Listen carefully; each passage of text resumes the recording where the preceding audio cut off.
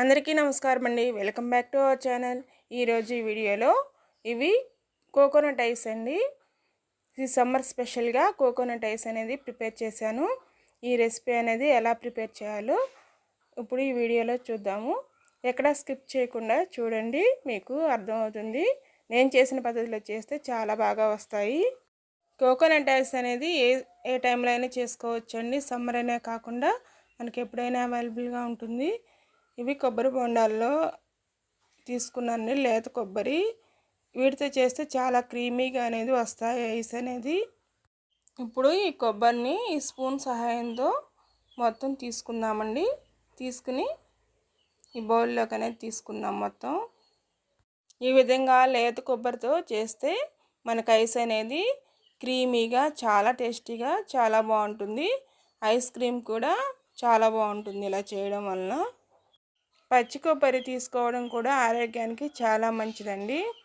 ఈ విధంగా ఐస్గా ప్రిపేర్ చేసి ఇవ్వడం వలన చిన్నవాళ్ళు పెద్దవాళ్ళు చాలా ఇష్టంగా తింటారు. ఈ సమ్మర్లో ఎవరికైనా చల్లగా తినాలనిపిస్తుంది. అందువలన ఈ విధంగా స్పెషల్గా చేసి పెట్టండి. చిన్నపిల్లలు పెద్దవాళ్ళు కూడా చాలా చక్కగా తినడానికి ఇష్టపడతారు. మనం బయట కొనుక్కొచ్చుకొని తినే ఐస్ల కన్నా మన ఇంట్లోనే మనం ఈ విధంగా చక్కగా ప్రిపేర్ చేసుకుని పిల్లలకి మనము తింటే చాలా బాగుంటుంది. హెల్తీగా కూడా ఉంటుందండి. ఈ విధంగా ఇంట్లోనే ఒకసారి ట్రై చేసి చూడండి. నేను చెప్పినట్లుగా నేను చేసిన పద్ధతిలో చేయండి, చాలా బాగా వస్తాయి ఐస్ అనేవి. ఇప్పుడు నేను కొబ్బరి మొత్తం తీసుకోవడం అయిపోయిందండి. ఇవి శుభ్రంగా కడుక్కొని ఒకసారి పెట్టుకోవాలి పక్కన. ఇప్పుడు నేను మందపాటి బౌల్ అనేది స్టవ్ మీద పెట్టుకున్నాను. నేను మిల్క్ అనేవి 300 ml యాడ్ చేసుకున్నానండి. వీటిని ఇప్పుడు మరిగించుకోవాలి. పాలు అనేవి పొంగొస్తున్నాయండి. ఇలా పొంగొచ్చేటప్పుడు ఒకసారి మనం కలుపుకుంటే సరిపోతుంది. ఈ మిల్క్ అనేవి ఒక 2-3 నిమిషాలు మరిగించుకోవాలి. మరిగేలోపు మనం ఒక బౌల్ అనేది తీసుకుందాము. ఆ బౌల్లోకి 1 టీ స్పూను కస్టర్డ్ పౌడర్ అనేది యాడ్ చేసుకోవాలి. ఈ పౌడర్లోకి పాలు లేదా వాటర్ అయినా యాడ్ చేసుకోవచ్చు. ఈ విధంగా ఉండలు లేకుండా కలుపుకోవాలి. ఈ పాలల్లోకి ఇప్పుడు షుగర్ అనేది యాడ్ చేసుకున్నాను. ఇవి 5 టేబుల్ స్పూన్ షుగర్ అనేది యాడ్ చేసుకున్నానండి. మీరు ఇంకా స్వీట్ కావాలనుకుంటే యాడ్ చేసుకోవచ్చు ఇంకెక్కువైనా. నేను ఒక ఇలాచీ అనేది యాడ్ చేసుకున్నాను. ఇప్పుడు దీంట్లో మిశ్రమాన్ని యాడ్ చేసుకుని కలుపుకోవాలి. కస్టర్డ్ మిశ్రమాన్ని యాడ్ చేసేటప్పుడు స్టవ్ అనేది సిమ్లో పెట్టుకుని యాడ్ చేసుకోవాలి. లో ఫ్లేమ్లోనే ఉంచి 2 నుండి 3 నిమిషాల వరకు దీన్ని ఉడికించుకోవాలి. తర్వాత స్టవ్ అనేది ఆఫ్ చేసేసి పక్కన పెట్టేసుకుంటే సరిపోతుంది. ఇప్పుడు ఈ కొబ్బరిని మిక్సీ జార్లోకి అనేది తీసుకుందామండి.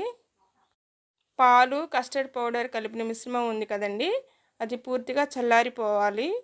చల్లారటానికి టైం ఉంది కాబట్టి ఇందులో మనం ఒక మిక్సీ బౌల్ అనేది తీసుకుందాము. ఈ జార్లోకి ఈ కొబ్బరిని యాడ్ చేసుకుని మిక్సీ పట్టుకోవాలి. మిక్సీ పట్టుకోవడానికి వాటర్ అయినా యూజ్ చేయొచ్చు, లేదంటే పాలు కొద్దిగా యాడ్ చేసుకుని మిక్సీ పట్టుకోవాలి. పాలు అంటే కాచిన పాలు యాడ్ చేసుకోవాలండి. నేనైతే వాటర్ అనేవి యాడ్ చేసుకున్నాను. యాడ్ చేసుకున్నప్పుడు మిక్సీ అనేది పట్టుకొస్తాను. ఇప్పుడు మిక్సీ అనేది పట్టుకొచ్చానండి, చూడండి. ఇప్పుడు మీకు చూపిస్తాను ఎలా ఉందనేది. ఈ విధంగా క్రీమీగా అనేది ఉండాలండి. బాగా మెత్తగా గ్రైండ్ చేసుకోవాలి. మనం ఇందాక మిల్క్లో యాడ్ చేసుకున్న షుగర్ అనేది సరిపోకపోతే ఇప్పుడు దీంట్లో యాడ్ చేసుకుంటే సరిపోతుంది. చూడండి ఎంత క్రీమీగా వచ్చిందో. ఇలా రావాలండి. ఇందాక మనం పక్కన పెట్టుకున్న మిశ్రమాన్ని దీంట్లో చల్లారిపోయిన తర్వాత పూర్తిగా చల్లారిపోవాలి. ఇప్పుడు దీంట్లో యాడ్ చేసుకుందాము. ఇదేనండి, దీంట్లో యాడ్ చేసుకుని ఇప్పుడు మిక్సీ అనేది పట్టుకోవాలి. ఈ విధంగా ఇంట్లోనే హోమ్ మేడ్ ఐస్ అండి. చక్కగా కోకోనట్ ఐస్ అనేది ప్రిపేర్ చేసి పెట్టండి. చిన్నవాళ్ళు పెద్దవాళ్ళు చాలా ఇష్టంగా తింటారు. ఇప్పుడు ఈ మిశ్రమాన్ని దీంట్లో యాడ్ చేసుకున్నాను. ఇప్పుడు దీన్ని ఒకసారి మిక్సీ అనేది పట్టుకుని పట్టుకొచ్చానండి. ఇప్పుడు దీన్ని ఒక బౌల్లోకి అనేది తీసుకుంటున్నాను. ఇప్పుడు ఐస్ ప్రిపేర్ చేసుకోవడానికి మౌల్స్ ఉంటే మౌల్స్లో యాడ్ చేసుకోండి, లేదంటే ఇంట్లో స్టీల్ గ్లాసులు ఉంటే వాటిల్లో అయినా యాడ్ చేసుకోవచ్చు. నేను ఈ స్టీల్ గ్లాసుల్లో యాడ్ చేసుకుంటున్నానండి ఈ మిశ్రమాన్ని. టీ పోసుకునే పేపర్ కప్స్ అనేవి అందరిలో ఉంటాయండి.